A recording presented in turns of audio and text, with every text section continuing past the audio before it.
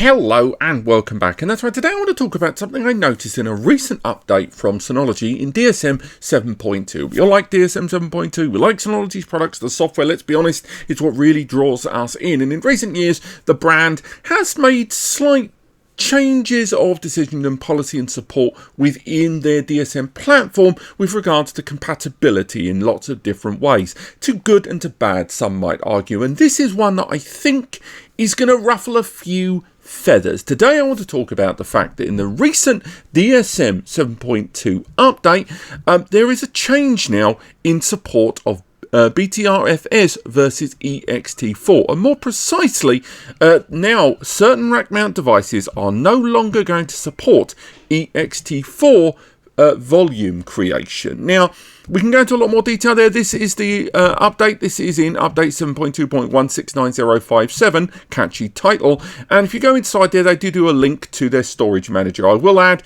that this link, I'm sure you can see at the bottom left of the screen, does go to a Taiwanese page as well. I'm sure that will change in due course. And when you head over to the storage manager link there, you find out that rack mount devices, and again, they've got the list of the affected rack mount devices from this point forward. If you install that software update, will no longer allow you to create those EXT4 volumes. You have to go ahead and create a Btrfs volume there if you want to proceed. Now, it's not do or die. I will highlight there, as you can see, that existing EXT4 storage volumes are going to be fine. So if you're already running an EXT4 storage volume, and remember, this doesn't go as, just to the XS series, like SHR being removed from an XS series. This goes down to the Plus series as well, or even some of the non-Intel or AMD powered systems that are kind of the lower end ones, the entry-level boxes.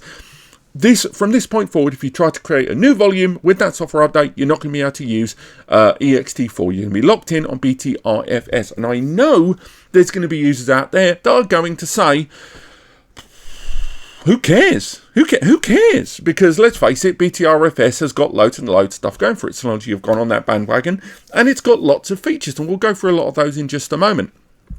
But I will add, there's a little bit more to this about choice, because there are users out there that actually prefer EXT4. They like EXT4 because it is old school. It has been running for a long time. It's been overly tested for a very, very long amount of time.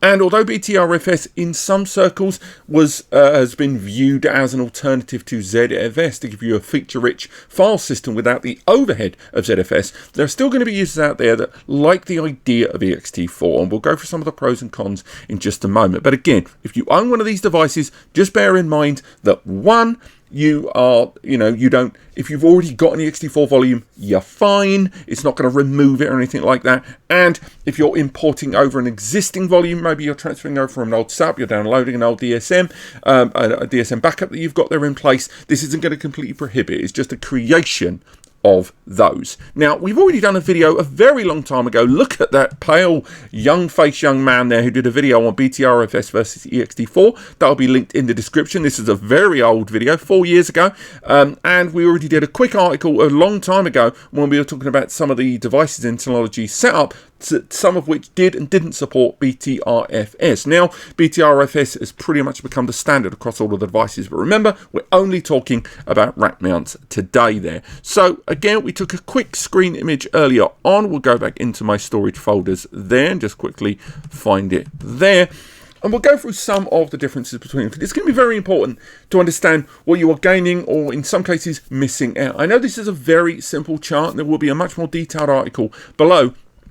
But as you can see, Btrfs on the right hand side of the screen here brings a lot of advantages to the party. And just to help us go through those, here's the advantages going through. So firstly, the journaling versus copy on write. Now, ultimately, what that means is to do with this creation of checksums of data transferring across. When we were originally talking about the benefits of Btrfs many years ago when Synology integrated it into their platform, and again, other platforms within this commercial NAS space, TerraMaster and NASCompares have done likewise, what happens is when data is transferred over, not unlike, and it's on a great comparison, not unlike ECC, when data is being transferred across, a checksum is created and compared against the initial creation of data and the creation of data, the write, I should say, of data there. And in that transfer, it does a verification, and therefore if there's any inconsistencies, these are healed or repaired at the point of writing there. And that's one of the major benefits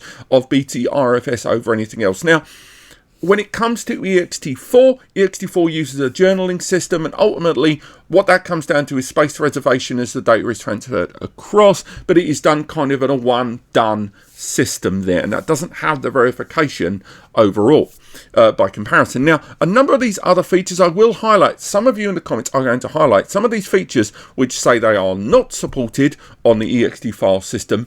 When you look at a brand like QNAP, are supported. Now, why is that? Well, there's lots of software wangles around and ways for the overhead to not be done on the file system, but the actual system that's running the data and transferring the data across. But ultimately what that means is, although you'll see lots of graphs online that state things like deduplication and snapshots are not supported in EXT4, what this means is that those services are being handled by the file system, in the case of Btrfs, or handled by the system in general and transfer, in the case of something like QNAP that runs EXT4, which has snapshots, that has deduplication in place, that has a number of these different features.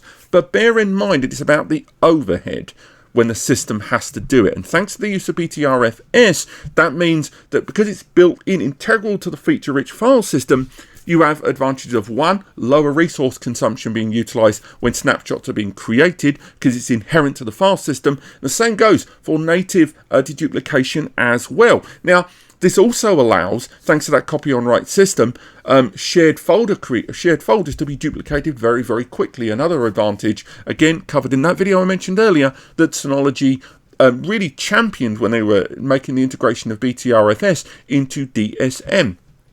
Other things, such as storage efficiency, again, that comes down to that feature-rich design, but also the fact that the number of files that it can actually hold in that file system is significantly higher overall. Ultimately, the EXT4, for a lot of users, it comes down to, because it's a pure file system, it means performance is just a mite better.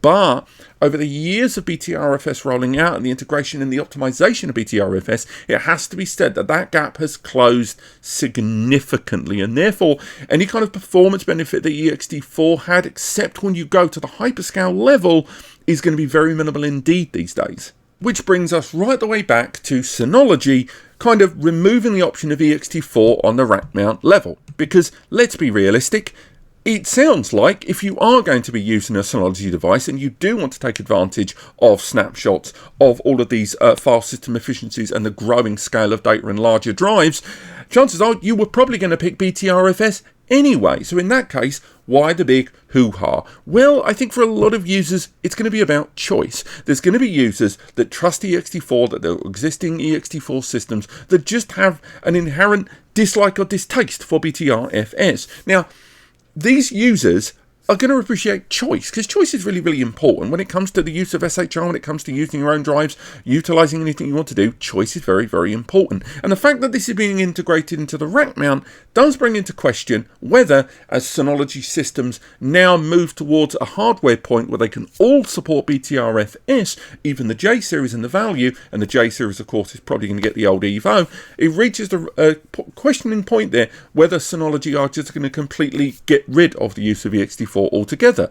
Is that a bad thing? That's really going to come down to you whether that's a bad thing. But right now, if you're a rack mount user and you want to stick with EXT4, I strongly recommend creating your volumes in EXT4 before installing this latest update. So if you are going to set up a new Synology NAS and you're, in love with using the EXT4 file system, then make sure you download an older version of the Synology software. You can go into the all versions tab there, you can go into the Synology download section there, and if you go into the Synology download archive, from there you can go ahead and download older versions of the OS if you choose for your system, and therefore create the EXT4 file system volumes and therefore not be forced into it. But just bear in mind that I'm more kind of aggroed about the removal of choice than I am about the use of Btrfs, because as I mentioned in that very old video with that old young man there, man, I miss being that skinny, talks about Btrfs does bring a lot to the party, and it is a very good file system. I just wish Synology weren't strong-arming people into having to use it, because that's kind of what's going to ruffle people more than anything else. And the last thing I will add as well about Btrfs on this system as the choice there, Synology's apps are almost certainly going to start forcing you to use Btrfs volumes. I believe we saw just as much on Synology Active Backup Suite and Synology Virtual Machine Manager, which can't interact with non-Btrfs volumes anyway. So chances are, without even knowing it, you're probably going to be utilizing Btrfs volumes in a business sector anyway, because a lot of those applications and services demanded Btrfs volumes to start with. And the last thing I'll highlight is, in Synology's defense, one of the main reasons I can imagine they integrating this feature in there is because it's just going to be easier.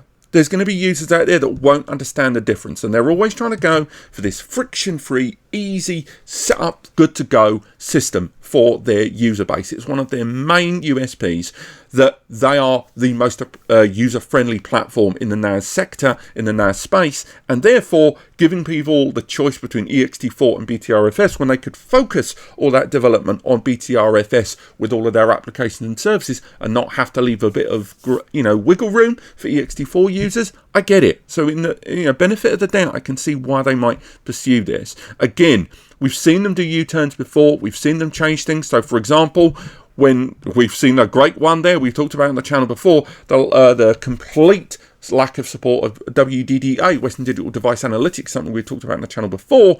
When they rolled that in, they stopped the utilization of that before any other brand out there. I believe some brands are still utilizing that with WD's 5-year or 3 to 5 year, you may need to replace your drive for absolutely no reason warning. So again, they do change things. So whether they reverse on this, I don't know. Whether they'll see the point or they'll just go with optimization of their apps and services in line with Btrfs, we'll have to wait and see. But thank you so much for watching. I hope you've enjoyed this. Let's talk about this in the comments below. Go down there, let's go back and forth and find out if we think this is a good or a bad thing, whether you are going to go for this, or if you're going for a new Synology NAS, maybe you've moved away from a DIY, and whether you were going to go with the EXT4 anyway. Let me know in the comments. But apart from that, have yourselves a fantastic week.